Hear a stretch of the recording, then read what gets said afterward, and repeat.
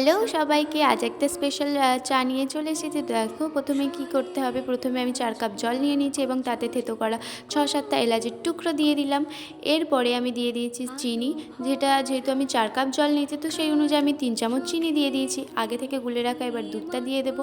আগে থেকে গুলে রাখা দুধ বলতে যে গুঁড়ো দুধগুলো হয় সেগুলো আমি ইউজ করেছি। তো এখানে আমি দুটো 10 টাকা দামের প্যাকেট ইউজ করেছিলাম। তো ব্যাস আমি ওটাকে দিয়ে দিলাম।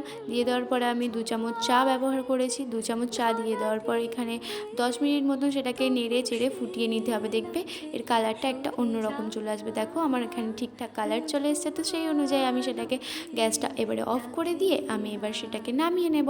নামিয়ে নেওয়ার পর সেটাকে তো ছেঁকে নেওয়াটা অবশ্যই দরকার, কারণ চাগুলো চাটা আমি ছেঁকে নেওয়ার পরে দিয়ে দেবো এতে একটা স্পেশাল জিনিস, যেটা না দিলে এই চাটা স্পেশাল হবে না। তো সেটা হচ্ছে কফি পাউডার। হ্যাঁ, কফি পাউডার আর এলাচের যে ফ্লেভারটা দুটো একসাথে মিক্স হয়ে একটা দারুণ ফ্লেভার হয়েছিল, যেটা না খেলে না করে দেখলে বুঝতে পারবে না। স্বাদে যেমনি গন্ধে ঠিক তেমনি, একদম অতুলনীয় হয়। একবার অবশ্যই বানিয়ে দেখবে, জাস্ট অসম।